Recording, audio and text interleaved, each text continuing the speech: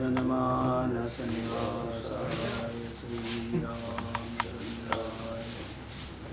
नमोऽस्तु रामाय सलक्ष्मणाय देव्यै च तस्यै जनकात्मजायै नमोऽस्तु रुद्रेन्द्रयमानिलेभ्यो नमोऽस्तु चन्द्रार्कमरुद्गणेभ्यः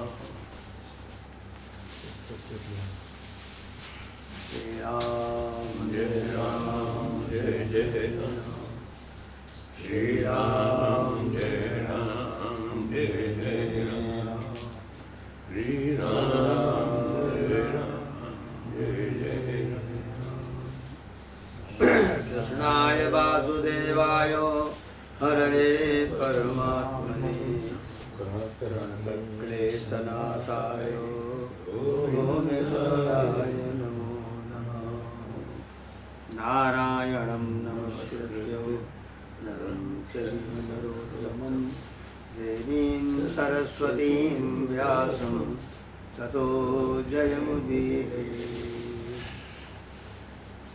वंशीधरं सुन्दरमन्दहासं बर्हावतंसं वरबालयुक्तं वृन्दावनस्थं नवनीरदाभं नमामि कृष्णं जदुवंशदाभं।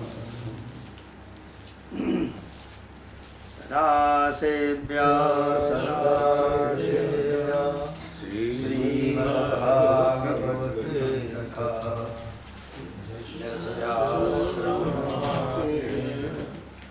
हरिश्चित्तं समास्ते।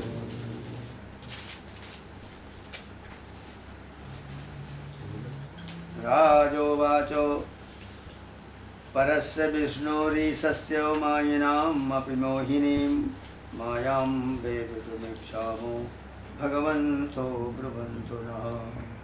नानुतृप्येषु सञ्जुषमत् वचो हरिकथामृतं संसारतापनिस्तप्तो मर्त्यस्तत्तापभेषजम्।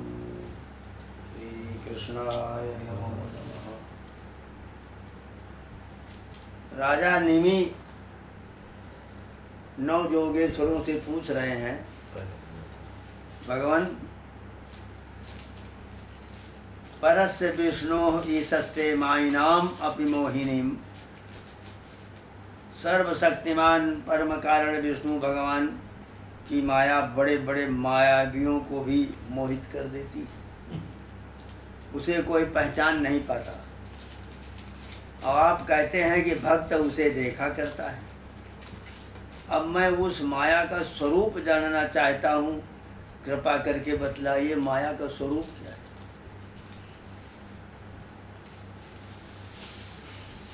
योगीश्वरों, मैं एक मृत्यु का शिकार मनुष्य हूँ, राजा निमि कह रहे हैं। संसार के तरह तरह के तापों ने मुझे बहुत दिनों से तपा रखा है।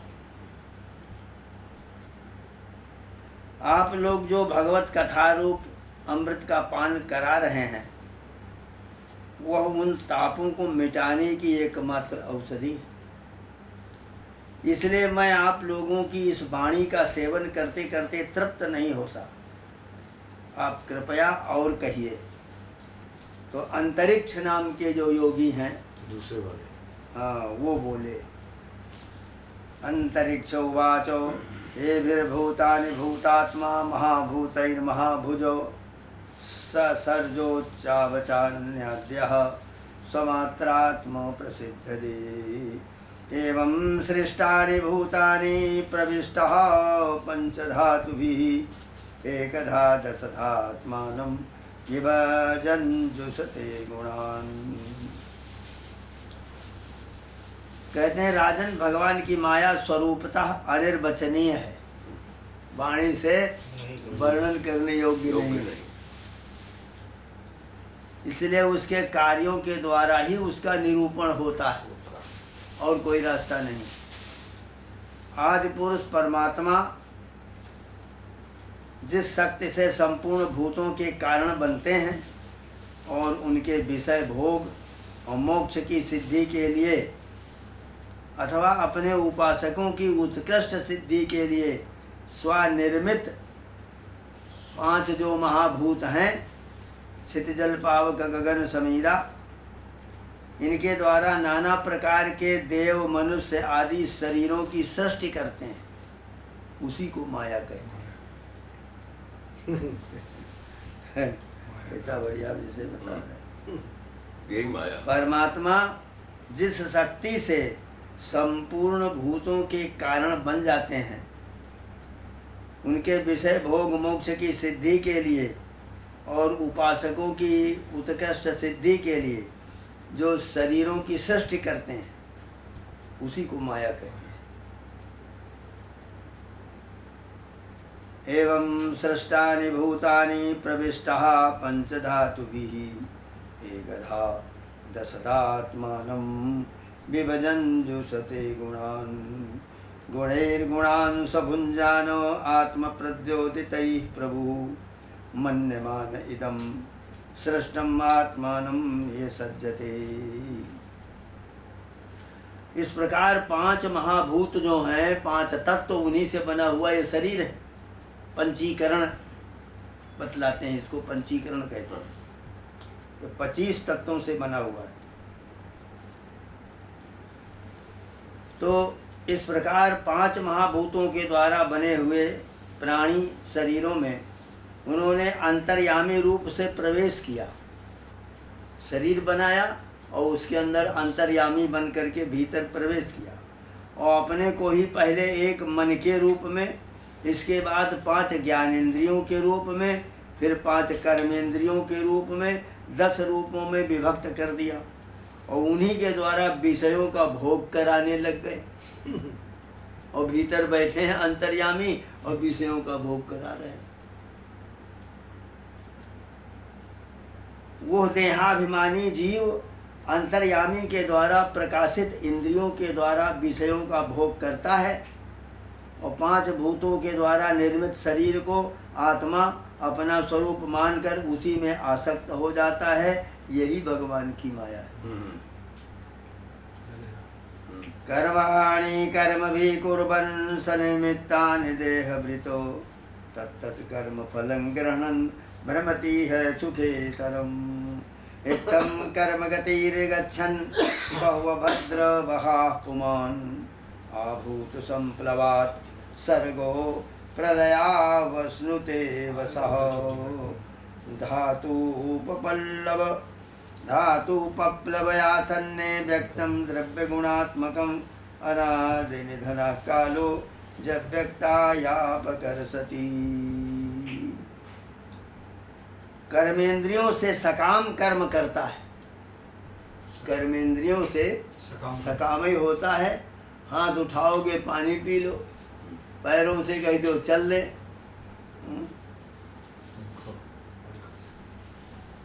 कर्मेंद्रियों से सकाम कर्म करता है, उसके अनुसार शुभ कर्म का फल सुख और दुख भोगने लग जाता है। शरीरधारी होकर संसार में भटकने लगता है। ये भगवान की माया है।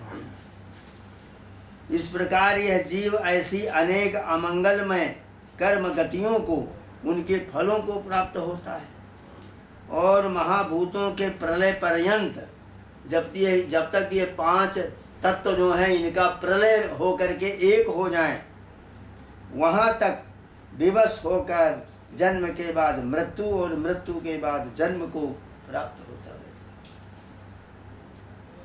है। यही भगवान की माया है।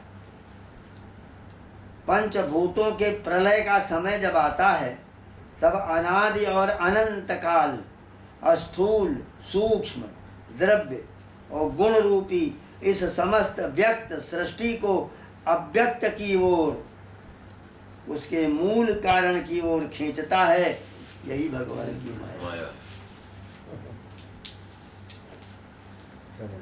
शतवर्षा जना वृष्टिर्भवस्यति बुल्मणा भुवि तत्कालोपहचितोष्णार्को लोकान् स्त्रीन् प्रतपिष्यति। उस समय पर पृथ्वी में लगातार 100 वर्ष तक भयंकर सूखा पड़ जाता है जब प्रलय का समय आता है, और वर्षा बिल्कुल नहीं होती। और फिर प्रलय काल की शक्ति से सूर्य की उष्णता और भी बढ़ जाती है, वे तीनों लोगों को तपाने लगते हैं। ये भगवान की माया है। पाताल तलमारभ्य संकर्षण मुखानलः दहत ऊर्ध्व शिखो विक्वग वर्धते वायुनेरितः। उस समय शेषनाग संकर्षण के मुंह से आग की प्रचंड लपटें निकलने लग जाती हैं नीचे, और वायु की प्रेरणा से वे लपटें पाताल लोक से जलाना आरंभ करती हैं और ऊंची नीची होकर चारों ओर फैल जाती हैं। ये भगवान की माया है। सांवर्तको मेघगणो बर्षति स्मो शतं समाः धाराभिर्हस्तिहस्ताभिर्लीयते सलिले विराटो। इसके बाद प्रलयकालीन सांवर्तक मेघगण हाथी की सूंड के समान मोटी मोटी धाराओं से 100 बरस तक बरसते रहते हैं।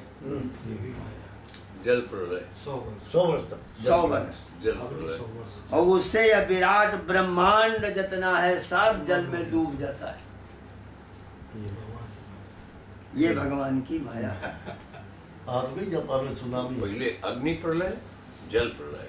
ततो विराजमुत्सृज्य वैराजा पुरुषो नपो अव्यक्तम विशते सूक्ष्मम निरंजनैवानलः। उस समय जैसे बिना ईंधन के आग बुझ जाती है, वैसे ही विराट पुरुष ब्रह्मा अपने ब्रह्मांड शरीर को छोड़कर सूक्ष्म रूप अव्यक्त में लीन हो जाते हैं। यही भगवान की माया। वायुना हतगंधाभू सलिलत्वाय कल्पते सलिलम तद्धृतरसम ज्योतिष्वायोपकल्पते। हतरूपम तु तमसा वायु ज्योति प्रलीयते हतस्पर्शोवकाशेन वायुर्नभसीयते। इसके बाद में वायु पृथ्वी की गंध को खींच लेती है। इसमें जो गंध है रसगंधवती पृथ्वी, रस और गंध इसमें है, उसका नाम है पृथ्वी। तो पृथ्वी की गंध को वायु खींच लेती है, जिससे वो जल के रूप में हो जाती है। और जब वही वायु जल के रस को खींच लेती है, तब वो जल अपना कारण अग्नि बन जाता है। अग्नि से पैदा हुआ है जल, अग्नि बन जाता है। ये भगवान की माया है। जब अंधकार हतरूपम तु तमसा वायो ज्योति प्रलीयते हतस्पर्शोवकाशेन वायुर्नभसीयते। कालात्मना हतगुणम नभयात्मनि लीयते। इंद्रियाणि मनोबुद्धि सह वैकारिकैर्नपो प्रविशन्ति चहंकारम सुगुणैरहमात्मनि। इसके बाद में जब अंधकार अग्नि का रूप छीन लेता है, तब वो अग्नि वायु में लीन हो जाती है। वायु में और जब अवकाश रूपी आकाश, जिसमें अवकाश है, चाहे जिधर उड़ो जाओ आओ, ये आकाश वायु की स्पर्श शक्ति छीन लेता है, तब वो आकाश में लीन हो जाता है। ये भगवान की माया है। राजन, इसके अनंतर काल रूपी ईश्वर आकाश के शब्द रूपी गुण को हरण कर लेता है। आकाश किसको कहते हैं? शब्द गुण आकाशम, जिसमें शब्द होता है। तो शब्द समाप्त हो जाता है तो कुछ भी नहीं, न बोल सकोगे, न एक अक्षर निकलेगा, और मुंह फैलाओ तब भी कुछ नहीं होगा। तो तामस अहंकार में वो लीन हो जाता है। काल रूपी ईश्वर आकाश के शब्द गुण को हरण कर लेता है और वो तामस अहंकार में लीन हो जाता है। इंद्रियां और बुद्धि राजस अहंकार में लीन हो जाती हैं। इंद्रियां और बुद्धि ये राजस माने रजोगुणी अहंकार में लीन होती हैं। मन जो है वो सात्विक अहंकार से उत्पन्न देवताओं के साथ सात्विक अहंकार में प्रवेश कर जाता है। और अपने 3 प्रकार के कार्यों के साथ अहंकार महतत्व में लीन हो जाता है। महतत्व जो है प्रकृति में और प्रकृति ब्रह्म में लीन होती है, फिर इसी के उल्टे क्रम से सृष्टि होती है। ये भगवान की माया है। ऐसा माया भगवतः सर्गस्थित्यन्तकारिणी त्रिवर्णा वर्णितास्माभिः किं भूयः श्रोतुमिच्छसि। ये सृष्टि स्थिति और संहार करने वाली त्रिगुणात्मक माया है। इसका हमने आपसे वर्णन किया, अब आप और क्या सुनना चाहते हैं? माया का वर्णन। राजोवाचो जथैतामैश्वरीं मायां दुस्तराम कृतात्मभिः तरन्त्यञ्जा स्थूलधियो महर्षो इदमुच्यताम्। राजा निमि ने पूछा, महर्षि जी, इस भगवान की माया को पार करना उन लोगों के लिए तो बहुत ही कठिन है जो अपने मन को बस में नहीं कर पाते।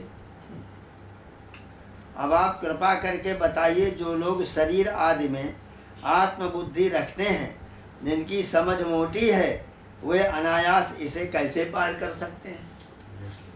तो प्रबुद्ध, अब चौथे योगीश्वर वो बोले, प्रबुद्धो वाचो कर्मणे आरभमाणानां दुःखहत्ये सुखाय च पश्येत पाक विपर्या सम्मिथुनी चारिणां नृणां नित्यार्तितेन वित्तेन दुर्लभेनात्ममृत्युना गृहापत्याप्त पशुभिः का प्रीतिः साधितैश्चलैः। राजन, स्त्री पुरुष संबंध आदि बंधनों में बंधे हुए संसारी मनुष्य सुख की प्राप्ति और दुख की निवृत्ति के लिए बड़े बड़े कर्म करते रहते हैं। जो पुरुष माया के पार जाना चाहता है, उसको विचार करना चाहिए कि उनके कर्मों का फल किस प्रकार उल्टा होता जाता है। वे सुख के बदले दुख पाते हैं और दुख निवृत्ति के स्थान पर दिनों दिन दुख बढ़ता ही जाता है। नित्यार्जितेन वित्तेन दुर्लभेनात्ममृत्युना गृहापत्याप्त पशुभिः का प्रीतिः साधितैश्चलैः। एक धन को ही लो, इससे दिन पर दिन दुख बढ़ता ही है। इसको पाना भी कठिन है, इसको पाना भी कठिन है, और आ जाता है तो दुख ही दुख बढ़ता है। यदि किसी प्रकार मिल भी जाए तो आत्मा के लिए तो ये मृत्यु स्वरूप है। जो इसकी उलझनों में पड़ जाता है वो अपने आप को भूल जाता है। इसी प्रकार घर, पुत्र और स्वजन और संबंधी और पशु आदि भी अनित्य और नासमान ही हैं। यदि कोई इन्हें जुटा भी ले तो इनसे क्या सुख शांति मिल सकती है? एवं लोकम परम विद्यान्न स्वरम कर्म निर्मितम सतुल्यातिशयध्वंसम यथा मंडलवर्तिनाम। इसी प्रकार जो मनुष्य माया से पार जाना चाहता है, उसे यह भी समझ लेना चाहिए कि मरने के बाद प्राप्त होने वाले लोक परलोक भी ऐसे ही नासमान है। मरने के बाद जो हमको सुख का संसार मिलेगा वो भी इसी प्रकार नासमान है, क्योंकि इस लोक की वस्तुओं के समान वे भी कुछ सीमित कर्मों के सीमित फल मात्र हैं। वहाँ भी पृथ्वी के छोटे छोटे राजाओं के समान और बराबर वालों से होड़ अथवा लांग डांट रहती है, और अधिक ऐश्वर्य और सुख वालों के प्रति छिद्रान्वेषण होता है। ये स्वर्ग में भी होता है। ईर्षा और द्वेष का भाव वहाँ भी रहता है। कम सुख और ऐश्वर्य वालों के प्रति घृणा रहती है, और कर्मों का फल पूरा हो जाने पर वहाँ से फिर पतन हो जाता है। पतन तो नादृत जो स्मदंग्रया, वहाँ से पतन तो होता ही है, उसका नाश निश्चित है, और नाश का भय वहाँ भी नहीं छूट पाता। तस्मात् गुरुं प्रपद्येतो जिज्ञासुः श्रेयोत्तमं शाब्दे परे च निष्णातं ब्रह्मणि उपसमाश्रयम्। इसलिए जो परम कल्याण का जिज्ञासु हो, परम कल्याण जो चाहता हो, हाँ, उसे गुरुदेव की शरण लेनी चाहिए। गुरु को ढूंढो। ये पक्का है। गुरुदेव ऐसे हो जो शब्द ब्रह्म, यानी शब्द जो ब्रह्म है वेद, तो वेद के पारदर्शी विद्वान हो, जिससे वे ठीक ठीक समझा सकें, बड़ा कठिन। और साथ ही पर ब्रह्म में परिनिष्ठित तत्व ज्ञानी भी हो। पर ब्रह्म में परमेश्वर। खाली ज्ञान ही है, शास्त्र पढ़ करके बोल लेते हैं, इतना न हो। पर ब्रह्म में परिनिष्ठित हो, प्रवेश हुए हो और तत्व का ज्ञान हो, ताकि अपने अनुभव के द्वारा प्राप्त हुई रहस्य की बातों को बता सके। उनका चित्त शांत हो, व्यवहार के प्रपंच में विशेष प्रवृत्त न हो। तत्र भागवतान् धर्मान् शिक्षेदो गुरुवात्मदैवतः अमाययानुवृत्त्यायैस्तुष्येदात्मात्मतो हरिः। जिज्ञासु को चाहिए कि गुरु को ही अपना परम प्रियतम आत्मा और इष्ट देव माने, उनकी निष्कपट भाव से सेवा करें और उनके पास रहकर भागवत धर्म की भगवान को प्राप्त कराने वाले भक्ति भाव के साधनों की क्रियात्मक शिक्षा ग्रहण करें। क्रियात्मक शिक्षा ग्रहण करें। इन्हीं साधनों से सर्वात्मा एवं भक्त को अपने आत्मा का दान करने वाले भगवान प्रसन्न होते हैं। सर्वतो मनसो संगो माधौ संगं च साधुषु दयां मैत्रीं प्रश्रयं च भूषे श्रद्धा यथोचितम्।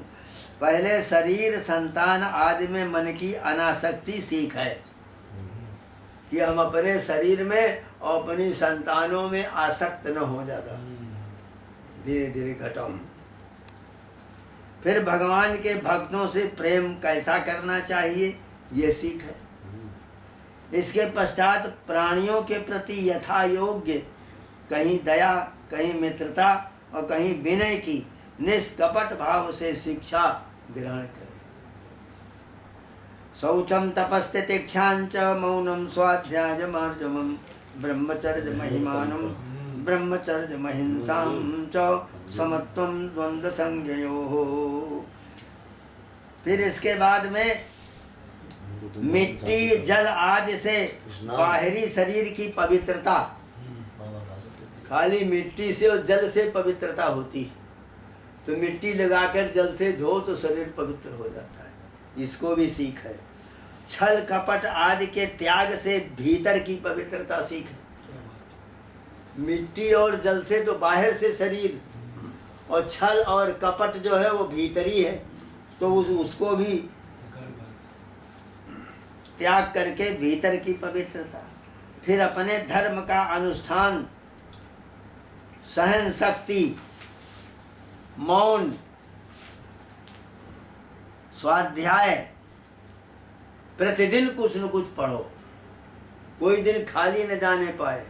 स्वाध्यायो अध्येतव्यः, ये सूत्र है वेद का। तो स्वाध्याय और सरलता और ब्रह्मचर्य का बड़ी तीखी मजबूती के साथ पालन करें। इंद्रियों को कहीं बहक कर जाने न दे, और अहिंसा और किसी की हिंसा में भाव न रखें। और ठंडी और गर्मी, सुख और दुख, ये द्वंद्व हैं, इनको द्वंद्व कहते हैं। ठंडी गर्मी, सुख और दुख, हर्ष और विषाद, इनसे रहित होना सीखे। जावन मनोधारण यावतिष्ठते, योग दर्शन में कहा है कि इनका अभ्यास करता रहे जब तक मन धारणा में न पहुंच जाए। ये प्राणायाम, प्रत्याहार, धारणा, धारणा में जब मन पहुंच जाए तो फिर जरूरत नहीं है, फिर तो अपने आप उधर ही खींच करके चला जाएगा। वहाँ तक आप अभ्यास करते रहो, बराबर ठंडी का गर्मी का सहन करो। भयानक ठंडी आ रही है, उपाय करो, साधारण करो। बहुत बड़ी गर्मी आ रही तो बहुत साधारण उपाय करो। बहुत प्रसन्नता हो रही है तो उसको घटाओ, एकदम से इसे प्रसन्न न हो जाओ। बहुत बड़ा विषाद हो रहा है, मारे दुख के अपने को मार दें, ये भी नहीं होना चाहिए। सर्वत्रात्मेश्वरान्वीक्षां कैवल्यमनिकेततां विविक्त चीर वसनं संतोषं जेन केनचितो श्रद्धां भागवते शास्त्रे निंदा मन्यत्र चापि मनोवाक् कर्म दंडं च सत्यं समदमावपि। सर्वत्र अर्थात समस्त देश काल और वस्तुओं में चेतन रूप से आत्मा और उसका नियंता जो है वो ईश्वर है, उसको देखना और एकांत सेवन, यही मेरा घर है, ऐसा भाव न रखना। एकांत सेवन करके रहे, घर में भी आसक्त न हो। गृहस्थ हो तो पवित्र वस्त्र पहनना और त्यागी हो तो फटे पुराने पवित्र चिथड़े पहनना। ये यानी त्यागी त्याग करके चला जाए और फिर इसी तरह से रहन सहन वस्त्र पहनता रहा, सब करता रहा, तो त्याग करके क्या गया? फिर काहेगा त्याग? ठीक बात। चीरा, वही सुखदेव जी ने कहा था द्वितीय स्कंद में, चीराणि किम पथि न संति दिशन्ति भिक्षाम। राजन, तुमको कपड़ा की जरूरत है, आओ तुमको बताते हैं। रास्ते रास्ते चले चलो, देखो अगल बगल बहुत से टुकड़े फटे पुराने पड़े होंगे, उनको इकट्ठा करते जाओ। और जब बहुत इकट्ठे हो जाते गुदड़ी बना लो, लपेट लो, हो गया। भिक्षा तुमको देने के लिए घर घर द्वार द्वार जाने में परेशानी हो रही तो ये वृक्षों से भिक्षा मांगो। एक गूलर का पेड़, हमें फल दो तो तुमको फल देगा, नीचे पड़े हुए हैं, भर पेट खाओ।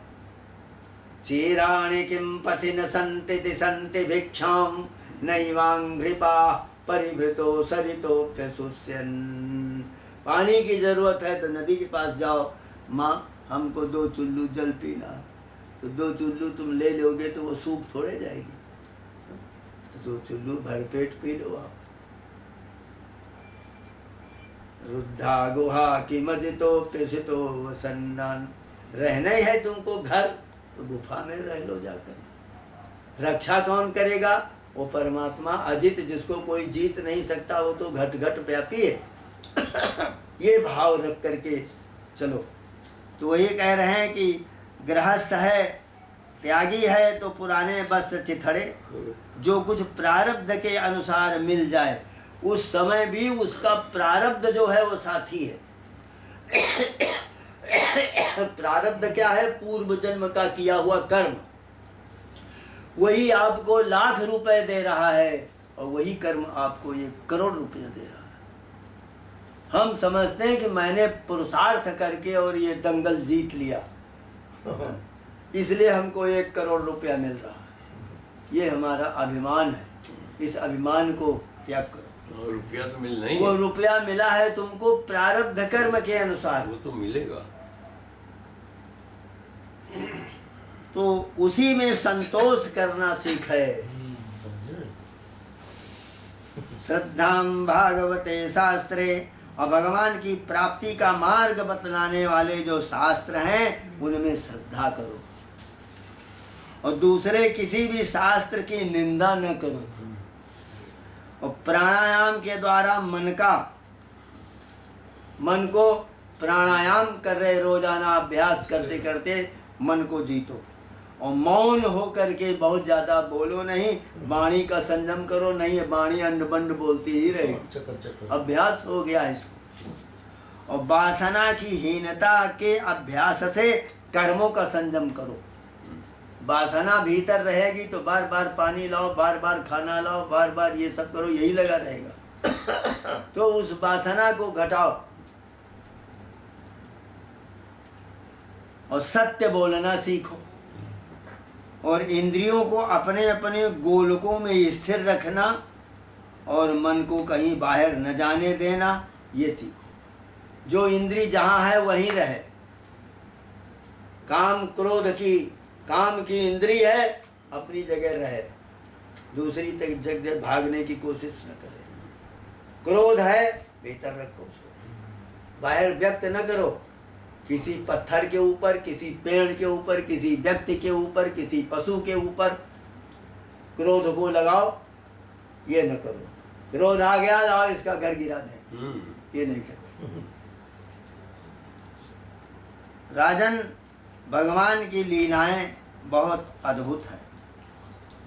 श्रवणम कीर्तनम ध्यानम हरेरद्भुत कर्मणः जन्म कर्म गुणानांचो तदर्थे खिल चेष्टितम। भगवान की लीलाएं अद्भुत हैं, उनके जन्म कर्म गुण दिव्य हैं। उन्हीं का श्रवण कीर्तन कानों से करो, दूसरी तरफ इनको न जाने दो। ये तो संसार नासवान है ही है, जो आज जल गया वो जला हुआ था ही पहले। सुखदेव जी यही तो जनक जी से सीखा था।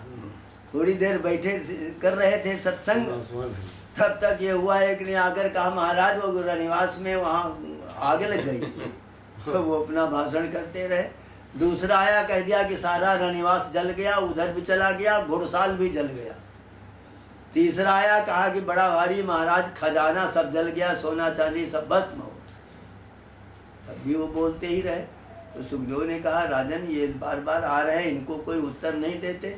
मिथिला में आग लग गई बता रहे, कहने वो तो आग लगी हुई पहले ही थी, जली हुई, इसको हमने जिंदा कब माना है, ये तो नासवान है ये। तो भगवान के जो गुण और कर्म दिव्य हैं, और इसी के लिए भगवान अवतार लेकर आते हैं। वहाँ वाल्मीकि में प्रसंग है, मर्त्यावतारस्त्वे मर्त से क्षणम। मृत्यु लोक में आकर के अवतार लेना किस लिए? मनुष्यों को शिक्षा देने के लिए, इस तरह से रहना चाहिए।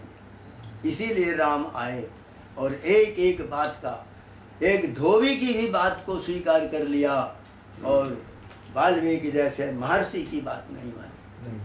वाल्मीकि जी मंच में खड़े होकर के नैमिष में कह रहे हैं, मैं ऊर्ध्वबाहु विरोम्य ततो, मैं अपने दोनों हाथों को उठा करके कह रहा हूँ और ये शपथ लेता हूँ कि यदि इसमें कोई गलती हो तो मेरी जन्म से आज तक की तपस्या भस्म हो जाए। सीता पवित्र है, सीता में कोई भी दुर्गुण नहीं है। राम ने कहा कि महर्षि आपसे प्रश्न नहीं हो रहा, प्रश्न सीधे सीता जी से। सीता अपने शील का परिचय दे, यही तो प्रश्न कहा गया। सीता खड़ी होती हैं और उन्होंने जो कुछ कहा है वो एक दिन और प्रसंग में हमने इसके संबंध में कुछ कहा था, और वो निकाल के आपको संभवतः कल मिल गया तो कल ही निकाल के सुनाएंगे। वो अध्याय के 10-5 श्लोक इतने बढ़िया है, रोते बनता है, सुनते नहीं बनता है। कह रही, हे माधवी, हे पृथ्वी, जन्म जन्मांतरों में भी कभी भी मैंने राम को छोड़ करके किसी को पति नहीं माना है। ऐसी ऐसी बात हो, सत्य हो तो विवरम दातुम अर्हति, तो तुम फट जाओ इसी समय पर, हम तुम्हारे पास आना चाहते हैं। फिर कह रहे कि मैंने जन्मांतर में ऐसा न किया हो। एक 10-12 प्रश्न इस तरह के हैं। एक कह रही थी, इतने में धरातल फट गया और सिंहासन निकला, उसमें श्री देवी, लक्ष्मी देवी, भूदेवी और बैठी हुई तीनों। बस बुला लिया, ये जा करके उनके से गोद में बैठ गई। विवरम दातुम अर्हसि, हमको विवर दो, विवर माने गड्ढा, धरती फट जाए, उसी में समा गए। तो इस प्रकार से राम ने एक धोबी की भी बात को स्वीकार किया। यहाँ हम बड़े बड़े लोगों के झुंड प्रदर्शन करते चले आ रहे हैं, उनकी बात पर ध्यान नहीं दे रहे। सत्ता आज कहाँ, और उस समय पर उनकी बात को वो स्वीकार कर रहे हैं। एक जो चारण यानी दूत भेजा गया था, चारों रोज सुबह जाते थे चारों दिशाओं को, अपने अपना समाचार शाम तक का सब बताते थे। दक्षिण दिशा का वाला आया तो कहता प्रभु हमसे न पूछो, हमें इसी समय पर मृत्यु दंड आप दे दीजिए, लेकिन हमसे पूछिए नहीं कि क्या क्या समाचार है।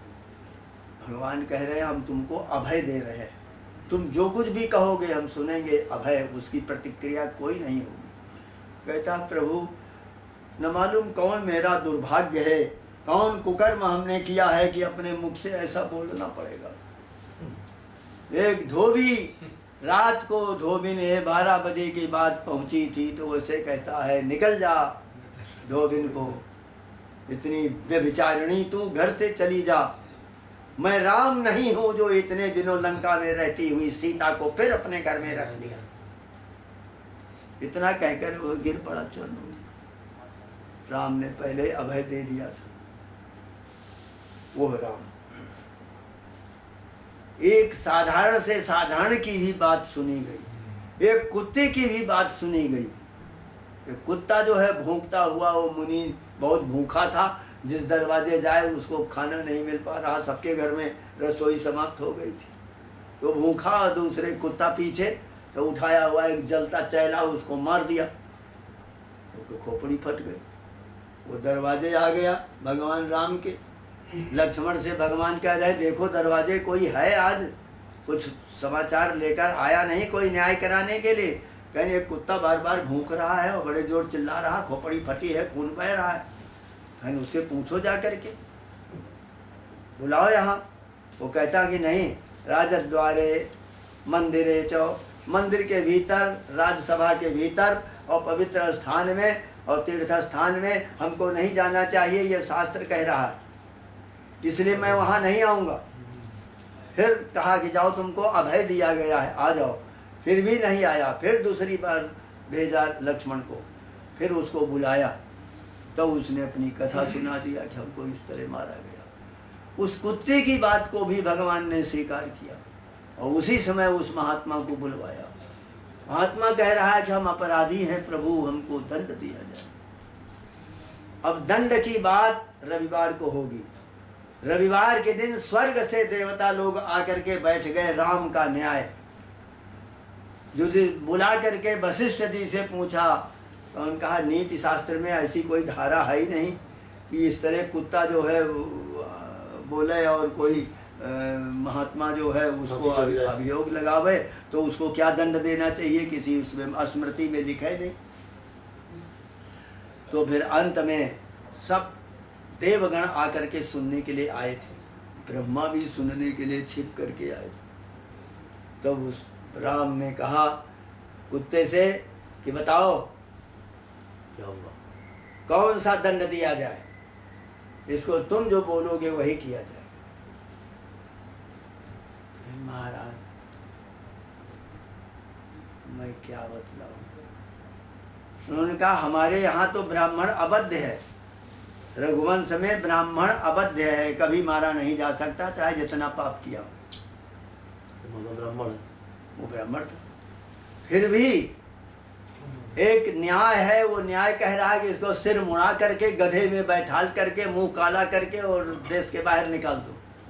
ना ना ना महाराज, ऐसा न किया जाए, ऐसा न किया जाए। इसको खूब बढ़िया एकदम उपटन लगवाया जाए और तेल लगवाया जाए, 4 आदमी इसकी मालिश करें और फिर खूब बढ़िया स्नान करावें और अच्छे अच्छे वस्त्र रेशमी पहनावें, इसको तिलक लगाया जाए, गले में मालाएं हों, आभूषण पहना दिए जाएं, कानों में कुंडल पहनाए जाएं और फिर एक बहुत अच्छा हाथी जो है उसके ऊपर सोने की झूल डाल करके उसके ऊपर हौदा लगाकर इसको बैठा दिया जाए और जय जयकार करते हुए बाजा बजाते हुए लोग चले और सारे शरीर में घुमाया जाए। और इसके पश्चात कलिंजर में जो मंदिर है उसका महंत इसको बना दिया जाए। ये बताया उसने, बना दिया गया, वो भेज दिया उसको भगवान ने। लेकिन पूछा कि ऐसा क्यों तुम कह रहे हो। महाराज मैं भी वहाँ महंत था, मैं भी वहाँ महंत था। उस महंती में रह करके स्त्री पुरुष लड़कियाँ सभी लोग आते थे, अच्छा और बुरा, छल और छद्म कपट और सारे व्यवहार में करता था। बड़े अच्छे आदमी को देखता था तो बढ़िया पेड़ा निकाल के देता था, साधारण कोई आ जाए उसको गुड़ दे देता था, किसी को चना दे देता था, किसी से कहता भाग जाओ यहाँ से, कोई स्त्री दिखाई दे तो बड़ी सुंदरी है, लाओ इसको भी कुछ दे दें। इस तरह के छल छद्म दिन रात किया करता था। उसी का फल है मैं कुत्ते की होली है। ये अपने कर्म से उस गति को पहुंच जाएगा।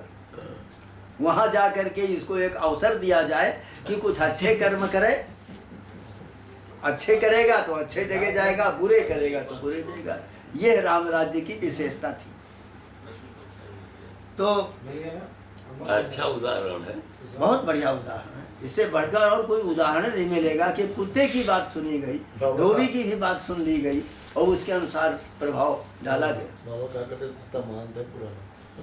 यज्ञ दान तप अथवा जप और सदाचार का पालन और स्त्री और पुत्र और घर और अपना जीवन और प्राण और जो कुछ अपने को प्रिय लगता हो सब का सब भगवान के चरणों में निवेदन कर दो। जय हो।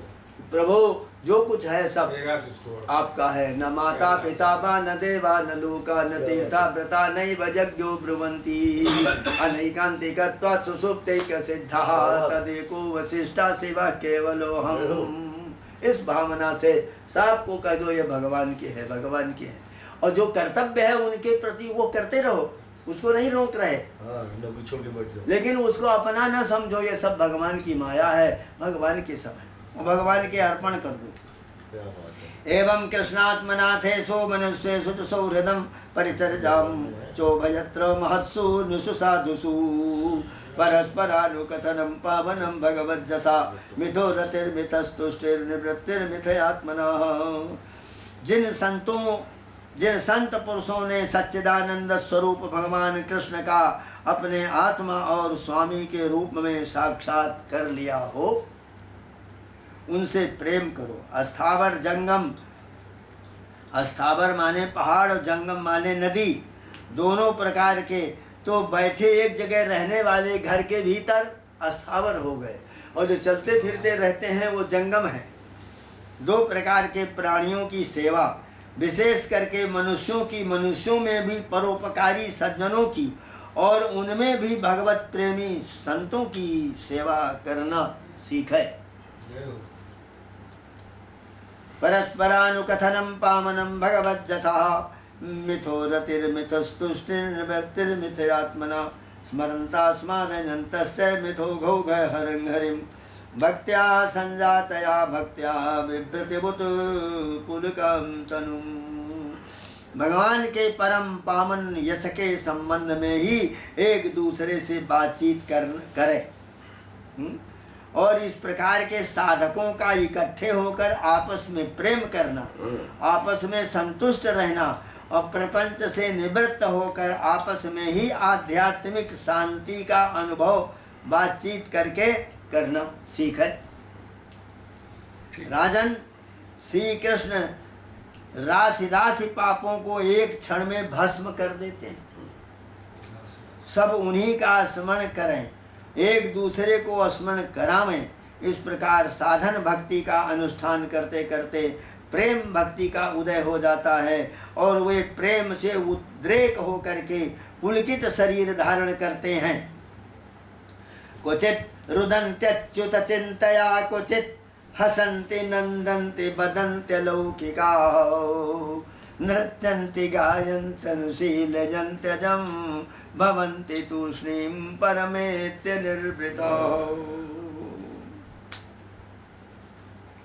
ऐसा बढ़िया उनके हृदय की बड़ी विलक्षण स्थिति होती है। कभी कभी वे इस प्रकार चिंता करने लगते हैं, जब तक भगवान नहीं मिले क्या करूं, कहाँ जाऊं, किसे पूछूं, कौन मुझे उनका प्राप्ति करावे। इस तरह सोचते सोचते हुए रोने लगते हैं और फिर हंसते रहते हैं और फिर नाचने लगते हैं और नाम ले ले करके गाने लग जाते हैं। तो भगवान गोपियों के डर से छिपे हुए हैं, खिलखिलाकर हंसने लगते हैं और कभी कभी उनके प्रेम और दर्शन की अनुभूति से आनंदमग्न हो जाते हैं। तो कभी लोकातीत भाव में स्थित होकर भगवान के साथ बातचीत भी करने लग जाते हैं। कभी मानो उन्हें सुना रहे हों, इस प्रकार उनके गुणों का गान छेड़ देते हैं और कभी नाच नाच कर उन्हें रिझाने लगते हैं। कभी कभी उन्हें अपने पास न पा करके इधर उधर ढूंढने लगते हैं और कभी कभी उनसे एक होकर उनकी सन्निधि में स्थित होकर परम शांति का अनुभव करते और चुप हो जाते। इति भागवतान् धर्मान् शिक्षन् भक्त्या तदुत्थय नारायण परो माया मंजस्तरते दुस्तरो। राजन, जो इस प्रकार भागवत धर्मों की शिक्षा ग्रहण करता है उसे उनके द्वारा प्रेम भक्ति की प्राप्ति हो जाती है और वो भगवान नारायण के परायण होकर उस माया को अनायास ही पार कर जाता है, जिसके पंजे से निकलना बहुत कठिन है। ऐसी माया को वो पार कर जाता है। राजो वाचो